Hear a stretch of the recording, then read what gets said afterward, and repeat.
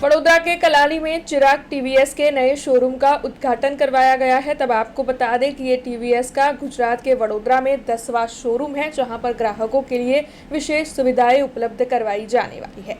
आज कलाली इलाके में चिराग टीवीएस का शुभारंभ करवाया गया है। तब आपको बता दें कि भारत में इलेक्ट्रिक ऑटो रिक्शा खरीदने वालों के लिए अच्छी खबर सामने आई है। टीवीएस मोटर कंपनी की ओर से एक नया 3 wheeler king EV max launch किया है, जो कि फीचर लोडेड है, जिसमें जबरदस्त रेंज और स्पीड भी है। टीवीएस ने अपने नए इलेक्ट्रिक 3 व्हीलर के साथ ग्राहकों की रेंज, स्पीड और फीचर्स को लेकर चिंताएं भी दूर की है, क्योंकि ये अपने नाम के मुताबिक ही किंग साइज फीचर से भरपूर है। तब आपको बता दें कि आज कलाली में चिराग टीवीएस के नए शोरूम को शुरू करवाया गया है, जो कि पूरे गुजरात में और वडोदरा में टीवीएस का 10वां शोरूम है।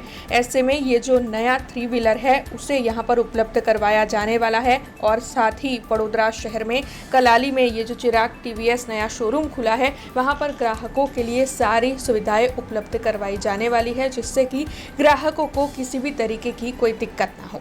टीवीएस मोटर कंपनीનો શોરૂમ કમર્શિયલ મોબિલિટી માટે ખિસકોલી સર્કલની નજીક જાગનાથ મહાદેવ મંદિર સામે ચિરાગ ટીવીએસ છે. ગ્રાહકો માટે સેલ્સ, સર્વિસ, ફાઇનાન્સથી લઈને તમામ સર્વિસો ટીવીએસના વાહનને લગતી બધી આપવામાં આવશે.